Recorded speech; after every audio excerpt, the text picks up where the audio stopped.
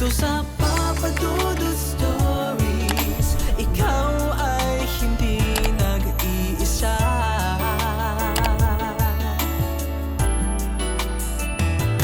Dito sa Papa Dudut Stories, may nagmamahal sa'yo. Papa Dudut Stories, Papa Dudut Stories. Dear Papa Dudut, sa lahat po ng mga nakatutok ngayon, huwag pong kalimutan mag-like, mag-share at mag-subscribe. Maraming salamat po sa inyong lahat.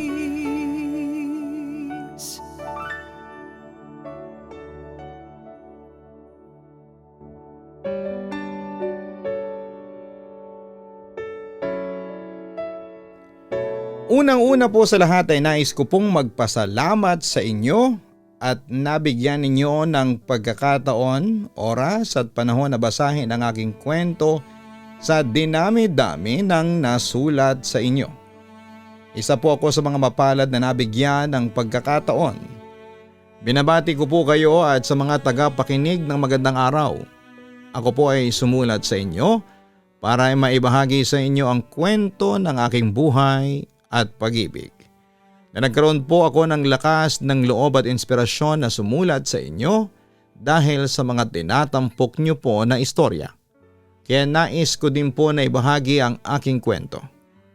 Araw-araw ko pong sinusubaybayan ang inyong programa.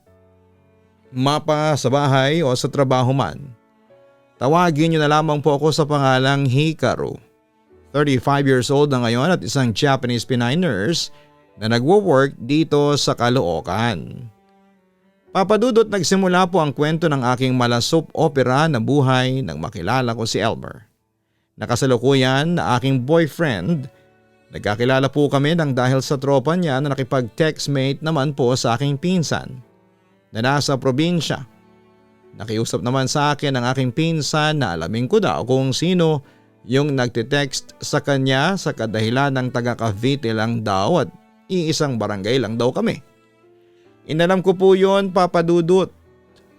Kinuha ko yung number at tinext ko subalit walang response kaya dead man na lamang ako. Pero lumipas ang ilang araw at biglang may nagtext sa akin na unknown number. Nagtanong po sa akin kung bakit daw ako nagtext sa number niya. Papa Dudut, nagpakilala si Elmer sa akin kasama siya sa tropa ng pinsan ko.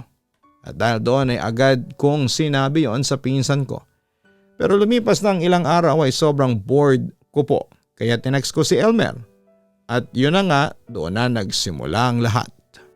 And to make the story short, nanligaw si Elmer sa akin at naging kami noong May 10, 2008. Pero dahil sa nag-aaral pa ako noong mga panahong yon, ay inilihim ko muna sa mga magulang ko na may boyfriend na ako dahil paniguradong tututol sila sa amin. Ayos ka lang ba, babe? Tanong sa akin ni Elmer habang nakasakay kami sa isang pampasaherong bus isang gabi. Bagamat nanghihina ay agad naman akong sumagot sa kanyang katanungan. Medyo nahihilo lang ako ng kaunti. Ganun ba? Sumandal ka dito sa balikat ko. Kung gusto mong umidlip ka muna, total malayo pa naman tayo. Suhestyon niya sa akin. Sige, salamat babe. Sabi ko naman habang isinasandal ko ang aking ulo sa kanyang balikat.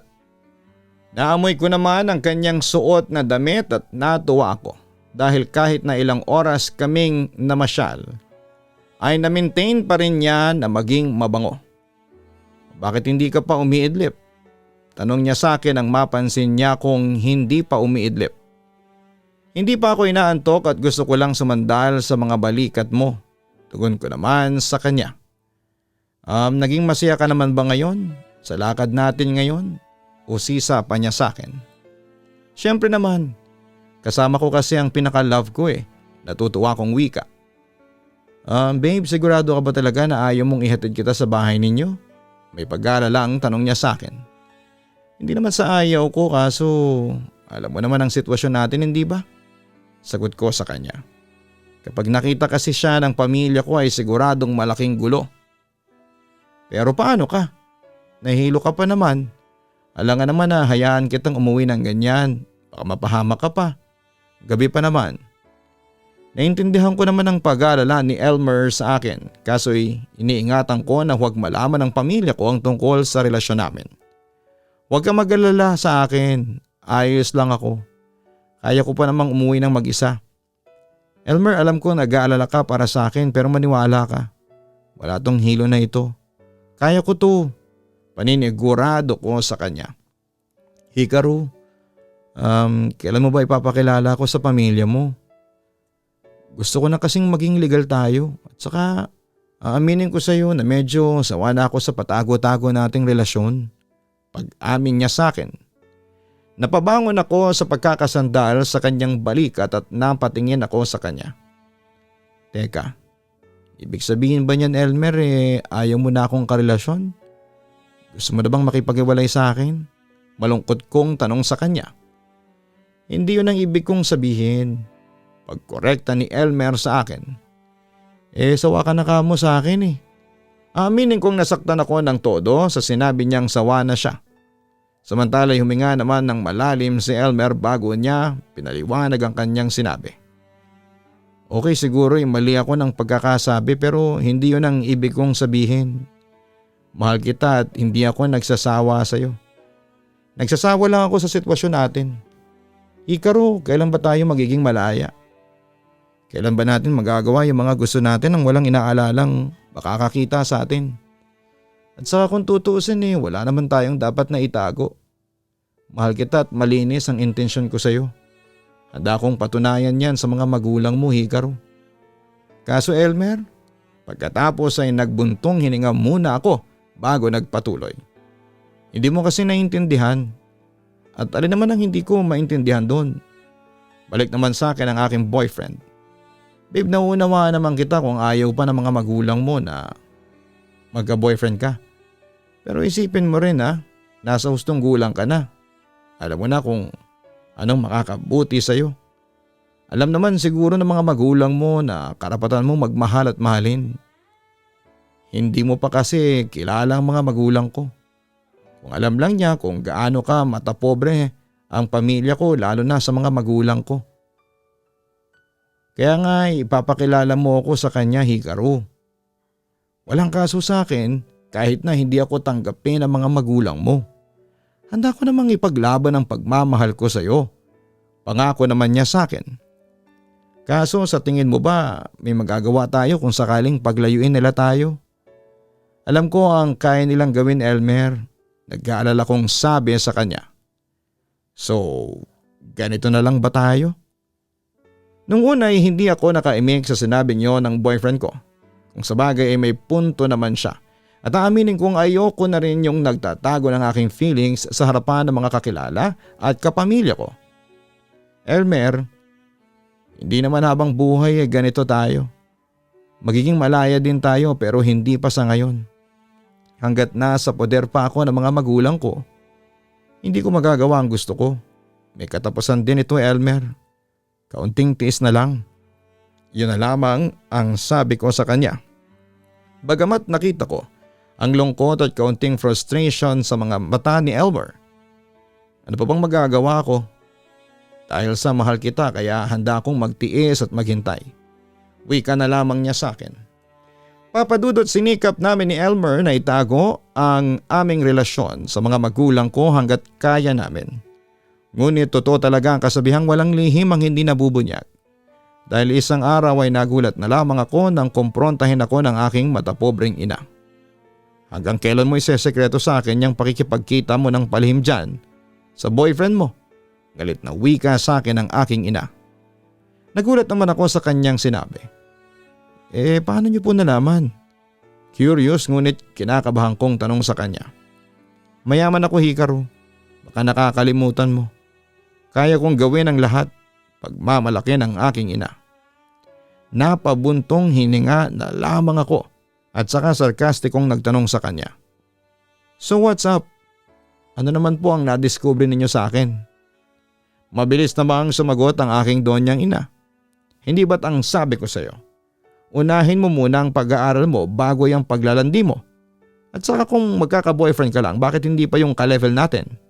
Yung kasing yaman natin, hindi yung kung sino-sinong lalaki ang gagawin mong boyfriend. Mabait si Elmer, ma. Oo, maaaring hindi po siya kasing yaman natin pero may dignidad siya. Malinis ang kanyang pagkatao. Pagtatanggol ko naman sa aking boyfriend. Malinis bang pagkatao? Yung nanggaling sa sirang pamilya? Question pa niya. Ma, hindi kasalanan ni Elmer kung sirama ng pamilya niya. Wika ko. Ngunit nagpatuloy pa rin ang aking ina sa pangmamaliit kay Elmer. High school graduate lang ang lalaking yun. Vendor lang sa kalsadang tatay niya. Sige nga, sabihin mo sa akin kung anong klaseng buhay ang maibibigay niya sa iyo. Hikaru, kung siyang pipiliin mo, siguradong maghihirap ka lang. Mag-isip-isip ka naman sana, anak. Tandaan mo, sa buhay ngayon, utak na ang pinapaandar. Hindi ang puso, sabi pa niya sa akin. Huwag niyo po akong itulad sa inyo, ma. Oo nga't maaaring utak ang pinapaandar ninyo pero ang tanong ay masaya ba kayo sa buhay ninyo ngayon? Balik ko naman sa kanya na siyang kinagalit niya. Huwag mong iligaw ang usapan, Hikaru. Sigaw niya sa akin. Ikaw ang pinag-uusapan, hindi ako. Basta't hanggat nandito ka sa poder ko, ako ang masusunod. Yun ang huli niyang wika sa akin bago siya nagbanta na kapag hindi ko hiniwalayan si Elmer, tatanggalan daw niya ako ng mamanahin. Ayun na nga, Papa Dudut, ayaw ng mga magulang ko kay Elmer kasi nga hindi siya katulad namin na mayaman. Isa kasing executive sa Dubai ang aking ama habang ang ina ko naman ay Pinay at isang mayamang negosyante. Samantala sa akin nakafocus ang kanilang atensyon dahil only child lamang ako kung kaya't gwardyado ako sa kanila 24/7. Papa Dudut, hindi naging madali ang relationship namin. Me and him against the world, kung ituring ang relationship namin. Lalo pa at pinatatag ang aming relasyon nang dumating ang isang mabigat na problema. Samantala isang araw ay nabalitaan kong nasa ospital si Elmer dahil napagtripan daw itong bugbugin ng mga lasenggo sa lugar nila. Kaya dali-dali akong pumunta doon para dalawin at alamin ang kalagayan ng aking boyfriend. Elmer, sobra akong nag-alala sa iyo nang mabalitaan kong na-ospital ka. Nag-aalala kong wika sa kanya. Kumusta ka na? Ano nang lagay mo? Mabuti naman ako, medyo masakit lang ng kaunti ang ulo ko. Pero huwag ka nang mag-alala pa. Kaya ko to. Malayo sa bituka itong natamo ko. Paniniguro ni Elmer para mawala ang pag-aalala ko sa mga nangyari. Sino gumawa niyan sa'yo? Hindi ko alam, babe. Napagtripan lang ako ng mga lalaking tambay doon sa lugar namin. Nakainom yata sila. Basta ang alam ko, bumibili lang ako ng soft drink sa tindahan nang bigla na lamang nila akong sutukin. Sagot naman ng boyfriend ko. Nakahinga naman ako ng maluwag nang sabihin niya sa akin na ligtas na siya ayon sa doktor na check-up sa kanya bago ako dumating. Salamat naman at walang nangyaring masama sa iyo, Elmer. Basta promise mo sa akin. Magpapagaling ka kaagad, ha? Kasi hindi ko kakayanin kapag may nangyaring masama sa iyo. Ang sabi ko pa sa kanya. Promise, Hikaru. Magpapagaling ako. Ayaw ko kasing nakikitang nag-aalala ang girlfriend ko. Pagkatapos noon ay niyakap ko ang aking boyfriend at inihiga ko ang aking ulo sa kanyang balikat. Hikaru, palagi mong tatandaan. Kaya ako nabubuhay nang dahil sa iyo. Hindi bale nang may mangyari sa akin. Wag lang sa'yo. Basta babe, hindi ko papabayaan ang sarili ko para naman hindi kita makitang malungkot. Magpapalakas ako ng katawan dahil tutuparin ko ang pangako ko sa iyo na hindi kita iiwanan. Ang sabi pa niya sa akin. At yun nga, Papa Dudut, ako ang nag-alaga kay Elmer habang nasa ospital siya. Nag-file ako ng 2-day vacation leave para mapagtuunan ko siya ng pansin para sa mabilisan niyang paggaling. Samantala ng mga panahong yon ay pinagkatiwala muna ako na tumira sa aking tita na katulad din namin ay isang mayaman at isa siya sa mga tutol kay Elmer para maging boyfriend ko. Bisita mo na naman yung boyfriend mo, sarkastikong wika niya sa akin. Tumawag pa naman sa akin ang mama mo mula Batangas. Tinatanong kanya kung nagtitino ka na ba. Ang sabi ko, hindi kita mapigil dyan sa kakalapit mo dyan sa boyfriend mo. Sa boyfriend mo hampas lupa. Wika niya. Tita, ano ba kayo? Huwag niyo naman po sanang pagsalitaan ng ganyan ang boyfriend ko. Saway ko sa kanya. Teka, bakit ba sobrang pagtatanggol mo dyan sa boyfriend mo ha, Hikaru? May pag-uusig na tanong niya sa akin. Kasi naman po tita, para kayong si mama. Masyadong mapanghusga. Big deal sa inyo masyado kung mayaman o mahirap yung nagiging boyfriend ko. Siguro nga po hindi pinanganak si Elmer na mayaman na katulad natin pero wala akong dahilan na nakikita para hindi ko siya mahalin. Pagtatanggol ko sa aking desisyon. Marami akong narinig na balita tungkol dyan sa boyfriend mo ha. Kaya nabubog yan kasi balita ko nang hipo ng babae yang si Elmer. Nagulat naman ako nang marinig ko ang sinabi ng aking tiyahin. Ano? Teka tita, kanino niyo ba nalaman yan? Hindi talaga ako makapaniwala sa kanyang sinabi. Hindi na mahalaga yon kung kanino ko nalaman. Ang importante nalaman ko ang tunay na ugali ng boyfriend mo. Masyadong madumi ang pagkatao ng lalaking yan. Babala pa niya sa akin. Tita naman, sinungaling ang nagsabi niyan sa inyo. Hindi nang hipo si Elmer, pinagtripan po siya ng mga lalaking tambay sa lugar nila. Kung gusto nyo may photocopy ako ng blatter ni Elmer sa barangay. Basahin nyo at nang malaman ninyo ang totoo. Wika ko sabay abot sa kanya ng photocopy ng blotter. Akin na nga. Naiinis nitong wika sabay kuha ng inabot ko. Ano, tama po ba ako? Mali kayo nang iniisip kay Elmer. Samantala'y binalik sa akin ng tita ang hawak niyang kopya ng blotter ni Elmer. Hindi ako naniniwala dito. Pwede siyang magsinungaling sa blotter. Katwiran pa nito. Sa puntong iyon ay nainis na ako. Ay na naman ang hirap sa inyo. Mas pinapaliwalaan ninyo yung mga chismis kaysa doon sa katotohanan. Kahit ano pang sabihin mo, kahit na totoo pa yung sinabi niya sa blotter, hindi pa rin magbabago ang katotohanan hindi magiging mabuting impluwensya sa'yo. Ang hampas lupang yan. Sabi pa niya na lalong nagpagalit sa akin. Kahit na ano pang sabihin ninyo nila mama, hindi ko pa rin hihiwalayan si Elmer. Diin ko.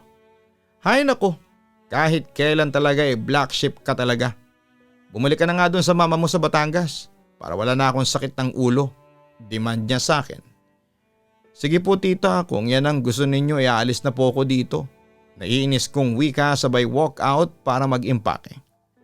Papadudot sumama ang loob ko noon sa tita at mga kamag-anak ko dahil ayaw nilang maniwala sa mga sinabi ko. Patuloy nilang pinapasama ang imahe ni Elmer kahit na hindi naman totoo. Kaya dahil doon ay nagpasya na lamang ako na lumayo sa kanila at sumama na ako kay Elmer. Naku Hikaru, pagpasensyahan mo na ang bahay namin ha. Medyo may kaliitan kumpara sa bahay ninyo. Nahihiyang wika ng ama ni Elmer. Okay lang po Mang Bert, ang sabi ko sa matanda. Nagpatuloy siya sa pag-inform sa akin tungkol sa kanilang bahay. Isa lang ang kwarto ng bahay namin at nandun yung mga nakababatang kapatid ni Elmer. Doon din ako natutulog. Pasensya na kung sa sala ka lang namin patutulugin. Di balik kasama mo naman si Elmer. Ayos lang po sa akin kahit saan po ako matulog. Madali naman po akong matulog eh. Di bali at pinaghanda ko naman kayo ng kulambo at katol para hindi kayo lamukin na dalawa. Basta Hikaru ha, feel at home. Sabi pa niya sa akin ni Mang Bert. Nagiliw sa akin. Salamat po Mang Bert sa mainit na pagtanggap ninyo sa akin dito sa bahay. Wika ko ng pasasalamat sa kanya. Ngumiti naman siya sa akin at muling nagsalita. Itay na lang ang itawag mo sa akin. Total naman ay kasintahan mo ang anak ko. May palagay naman ako na kayong dalawa na ni Elmer ang magkakatuluyan. Sabi pa niya na siyang nagpangiti lalo sa akin. Naku itay, magdilang anghel sana kayo. Ang wika naman ni Elmer. Huwag po kayong mag-alala tay, kahit na anong mangyari si Elmer lang po ang mamahalin ko. Pangako ko sa ama ni Elmer. Naku napakaswerte pala ng anak ko sa iyo. Pahabol pa ng matanda. Naku hindi po, ako po ang swerte sa anak ninyo kasi mabait, masipag at saka talagang mahal na mahal ako ng anak ninyo Puri ko naman kay Elmer. Basta Hikaru ha, kung may kailangan ka pa ay sabihin mo lang sa amin.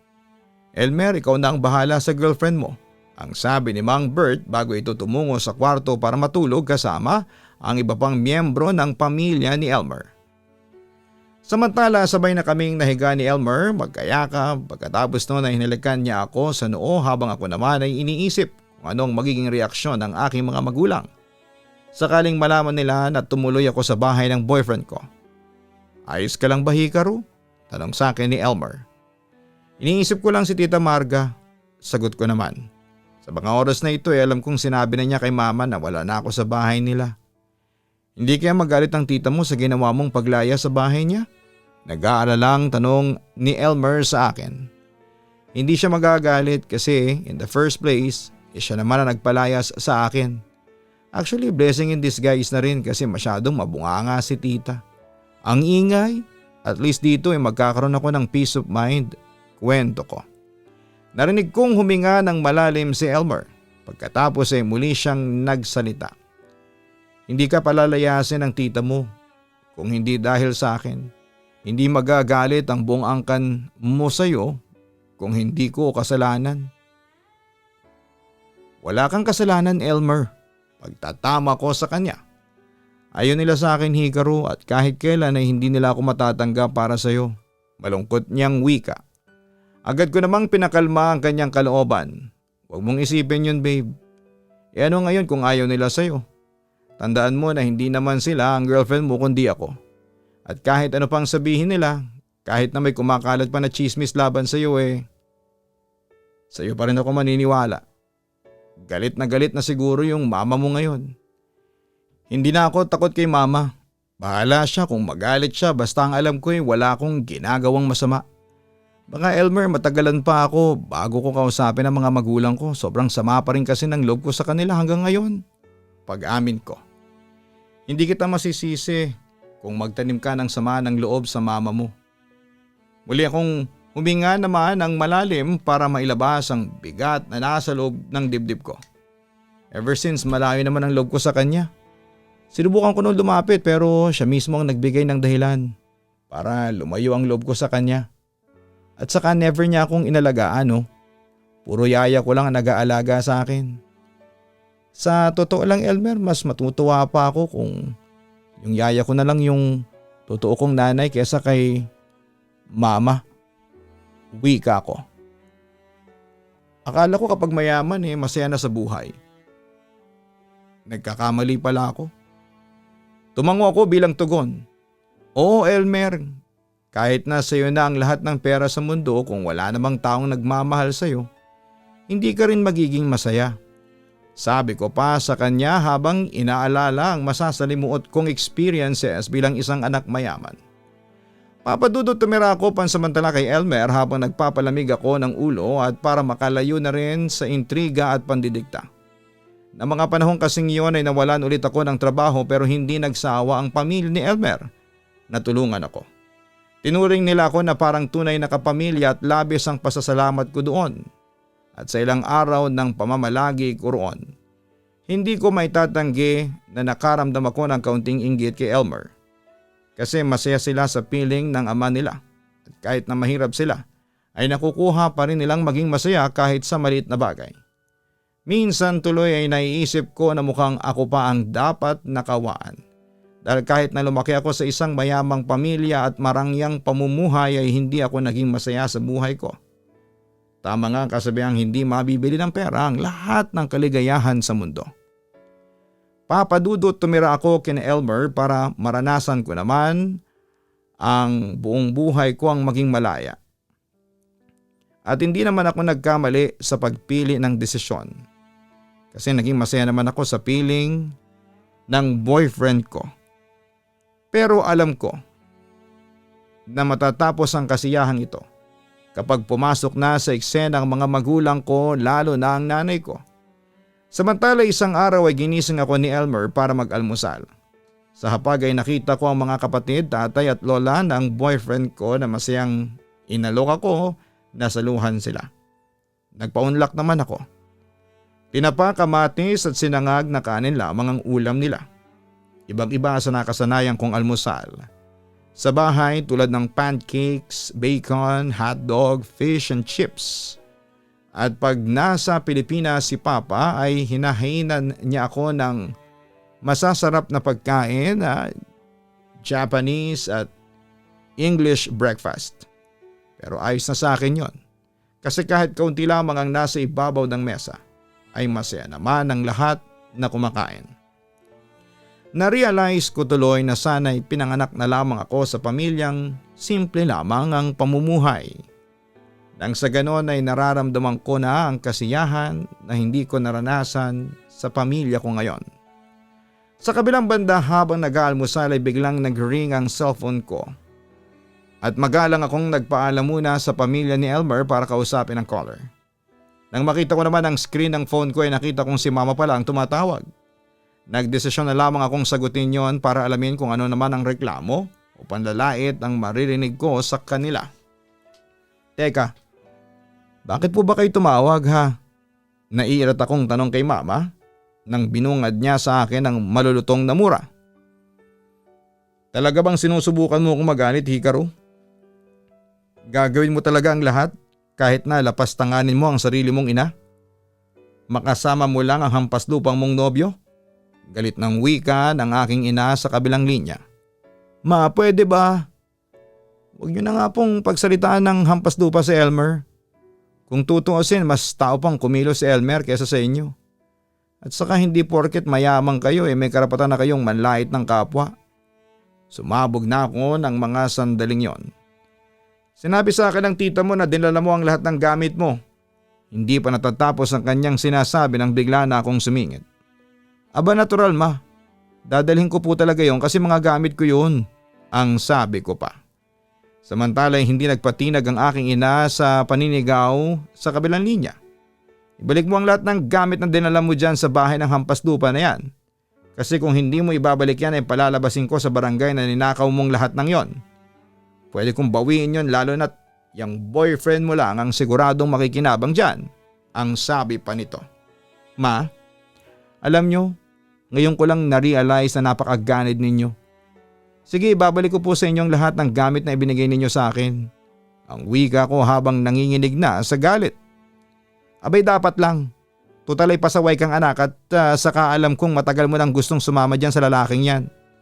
Pwes wala kang dadaling gamit kahit isa. Sarkastiko nitong balik sa akin. Okay fine. Sasauli ko yun sa inyo, walang sobra, walang kulang. Yun na lamang ang sinabi ko para tigilan na niya ako sa panggugulo sa buhay ko. Huwag mo kong kalabanin, Hikaru. Hindi mo kilala kung sino ang kinakalaban mo. Alalahanin mong marami akong pera. Kayang-kaya kong sirain ang buhay ng nobyo mo. Para ba akong hindi anak niya kung pagbantaan niya ako, Papa Dudut? Sige ma, gawin niyo. Gamitin niyo ang pera ninyo para siraan kami ni Elmer. Hindi ako natatakot sa inyo. Pero hetong tatandaan ninyo ha, kasusuklaman ko kayo habang buhay, sinusumpa ko. Galit na wika ko. Hindi ko naman namalayan na lumapit na sa akin si Elmer. Siguro dahil sa narinig nila ng pamilya niya ang boses ko. Ngunit bago ko pa ibaba ang kanyang tawag, ay may pahabol pang pagbabanta sa akin ang aking magaling na ina. Pwes sumanda ka sa akin. Sisiguraduhin kong babagsak kayong dalawa ng boyfriend mo. Papadudot lumipas ang araw, linggo at buwan. Naging tahimik na ang buhay ko at hindi na ako binubulabog ng nanay ko at payapa akong nanirahan sa bahay ni Elmer. Aminin ko na doon ako nakaramdam ng kalayaang hinahanap ko. Hindi tulad noong nasa poder pa ako ng nanay ko na hindi man lang ako makalabas ng bahay na kailangang paglalabas ako kasama siya palagi at kahit mag-apply ako ng trabaho ay kailangang kasama siya palagi. Noong una ay kaya ko pang tiisin yon pero dumating din ang panahon na sumabog na rin po ako. At ito nga sinumpa ko na sa sarili ko na hindi na ako babalik pa sa bahay namin para magpakulong lang. Papadudot akala ko ay titigil na ang mama ko sa panggugulo sa amin ni Elmer. Pero nagkamali ako. Kumbaga kaya lang nanahimik si mama ay para mag-recharge lang. At nang makapag-recharge ay muli siyang nanggulo sa buhay ko. Hikaru, alam mo na ba? Tanong sa akin ng aking katrabaho at kaibigang si Ems. Ang alin? Nagtataka kong tanong sa kanya. Yung tungkol sa mama mo. Tumawag kasi siya kanina dito, kinausap siya ni Ma'am Jonalyn. Inform niya sa akin. Lalo lamang ako nagtaka sa ginawang aksyon na yon ni mama. Bakit naman kakausapin ni mama yung supervisor natin? Ang balita ko tumawag raw ang mama mo sa management at sa HR para pasibakin ka sa trabaho. Pagpapatuloy pa nito. Nanginig naman ako sa galit nang marinig ko yon. Ano talaga? Oo. Kay Ma'am Jonalyn na rin mismo nang galing kaso nahihiya siyang sabihin sa iyo kasi baka mag-away kayo ng mama mo. Tapos ang narinig ko pa, handang magbayad ang mama mo. Kahit na magkano matanggal ka lang daw sa trabaho. Kaso hindi ka naman matanggal sa trabaho kasi maganda naman ang performance mo. Ay, grabe naman yung mama mo no. Nakakagulat siya. Imbis na suportahan ka niya, kwento pa sa akin ng kaibigan ko. Ems, nakita mo si Ma'am Jonalyn? Nasaan siya? Tanong ko. Hindi ko alam eh. Reply ni Ems sa akin. Kapag hinanap ako ni Ma'am Jonalyn, sabihin mo na nagbanyo lang ako ah. Tatawagan ko lang ang mama ko. Pakiusap ko. Pagkatapos noon ay dumiretso ako sa banyo para doon kausapin ang aking ina. Ma, kailan po ba kayo titigil sa panggugulo sa buhay ko? Ang lakas naman ng loob ninyo na tumawag pa sa supervisor ko.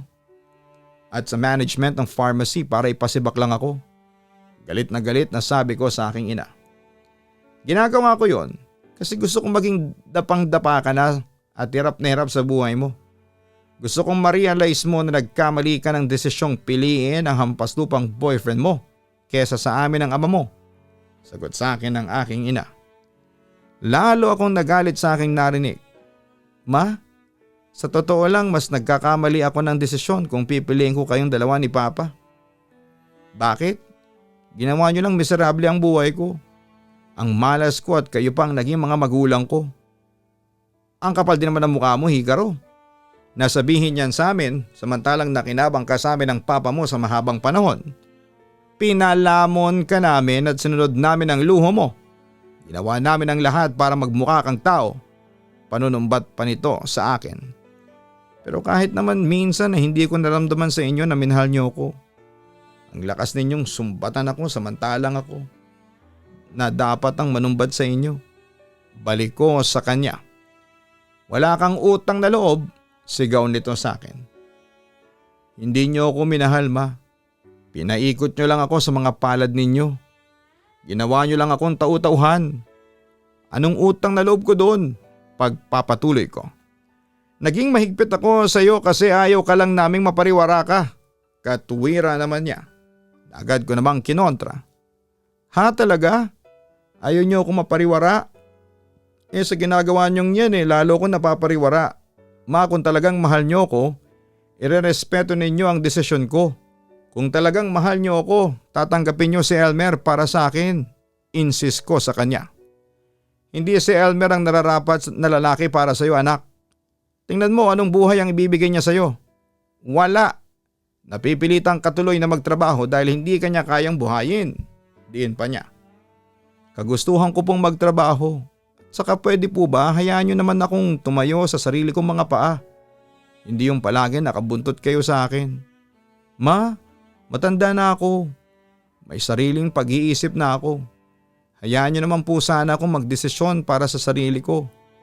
Pagkatapos noon ay hindi ko na napigilang mapaiyak sa sobrang galit at panlulumo. Ma, all these years, nabuhay ako sa anino ninyo. Wala akong kalayaan. Ilang taon akong naging sunod-sunuran sa inyo. Nasasakal na ako, ma. Maawa naman kayo sa akin. O maaring binigay ninyo ang lahat sa akin. Pera, karangyaan, pag-aaral, pero hindi sapat yun, ma. Kailangan ko ng kalayaan. Sigaw ko. So ako pa ang pinapalabas mong masama nito? Ganon ba? Oo, tahasan kong sinabi sa kanya.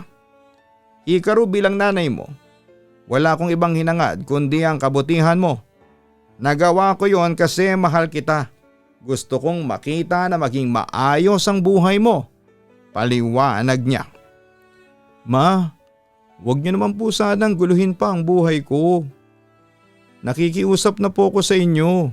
Sa puntong yun ay sinabi ko yon sa kanya na may paggalang kahit na umiiyak na ako sa sobrang sama ng loob. Sige, madali akong kausap. Hindi na kita guguluhin pa. Pero kalimutan mong may mga magulang ka pa. Simula sa araw na ito tinatakwil na kita bilang anak ko. Sigaw niya sa akin at sa tono pa lang ng kanyang boses. Alam kong tototohanin niya yon. Sige ma, gawin niyo po kung ano man ang magpapasaya sa inyo. Basta wag niyo na lang po kaming guluhin ni Elmer. Tapos ang usapan. Buong tapang kong sabi sa kanya. Papa Dudut, binubuhay ko po ang sarili ko hanggang sa ngayon dahil hindi ako makahingi ng tulong sa mga kakilala ko kasi pinagbantaan sila ng mama ko. Bukod pa ron ay madalas niya akong sinisira sa mga trabahong pinapasukan ko. Kaya tuloy minsan ay napapaisip ako kung bakit may ganong klase ng magulang. Minsan ay napapaisip ako kung maiiyak ba ako o magagalit sa buhay ko dahil sa mama ko. Papa Dudut, sa ngayon po ay masaya ako sa kung ano man ang meron ako. Matagal na panahon na ang lumipas. Pero hindi ko rin alam hanggang ngayon kung magkakayos kaming mag-ina. I try to reach out at nagpapakumbaba pero sila mismo ang lumalayo sa akin. Kaya nga sumuko na rin po ako at hinayaan ko na lamang ang tadhana kung pagbabatiin pa kami ng mga magulang ko. Ang masasabi ko lang sa mga taong nakakaranas ng ganito tulad ng sa akin, huwag kayong matakot na sundin ang sarili ninyo dahil kung alam mo na doon ka sasaya, hindi ka magsisisi. Sa ngayon kasi ay never akong nagsisi sa desisyon na ginawa ko. Alam ko ang tama sa mali at alam ko na dito ako liligaya sa piling ni Elmer. Baka dumating ang time na pagsisihan mo kung bakit hindi mo sinunod ang puso mo at hindi mo maaaring balikan ang nakaraan pa. Besides, there is no harm on trying. Sometimes you should take a risk. Maraming salamat Papa Dudut sa pagbibigay ng oras at panahon. Sa pagbasa ng aking liham, kung sakali man po na mapili ninyo na ma-upload ang kwento ko, ipaalam nyo naman po sa akin para mapakinggan ko at balang araw ay ipaparinig ko ito sa aking susunod na henerasyon hanggang sa pumuti na ang buhok ko. Kumulubot ang balat at matandang-matanda na. Yung ulyanin na at hindi na maalala ang mga nakaraan. At least may isang bagay na magpapaalala sa akin. Alalahanin ko ito na naging parte po kayo ng aking buhay. Lubos na nagpapasalamat, Hikaru. Nakakatuwa naman na despite sa mga pagtutol ng ilan sa inyong relasyon ay nanatili pa rin matatag ang pagmamahalan ninyo ni Elmer. Bagamat nakakalungkot na itinakwil ka pa ng iyong mga magulang dahil sa iyong desisyon sa buhay. Oo, naiintindihan naman natin ang mga concerns ng ina ni Hikaru at gusto lamang niyang masigurado ang kinabukasan ng kanyang anak pero mali na ipilit sa kanyang desisyong gusto ninyo. Nasa legal age na si Hikaru at may sariling pag-iisip at nasa kapasidad naman para gumawa ng desisyon sa kanyang sariling buhay.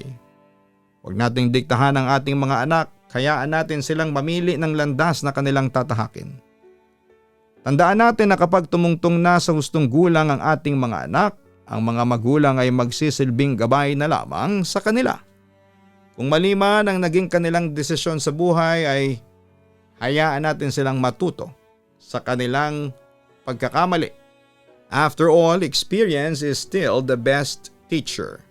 Muli maraming salamat Hikaru sa pagbabahagi mo ng iyong kwento. Hanapin ang Kaistorya YouTube channel para sa horror stories na aming ina-upload. Ganoon din ang Papa Dudut Family YouTube channel. Maraming salamat po.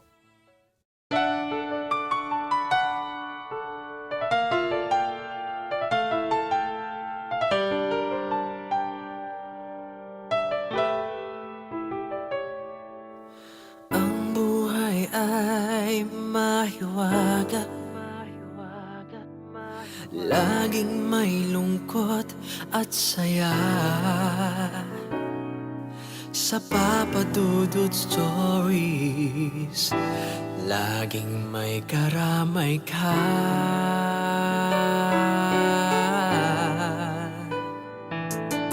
Mga problema bigat. Dito ay pakikinggan ka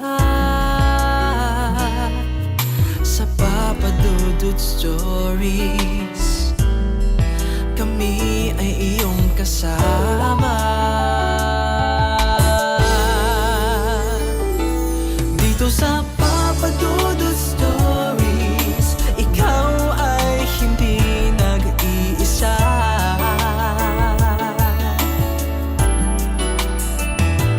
Dito sa Papa Dudut Stories, may nagmamahal sa'yo. Papa Dudut Stories, Papa Dudut Stories, Papa Dudut Stories.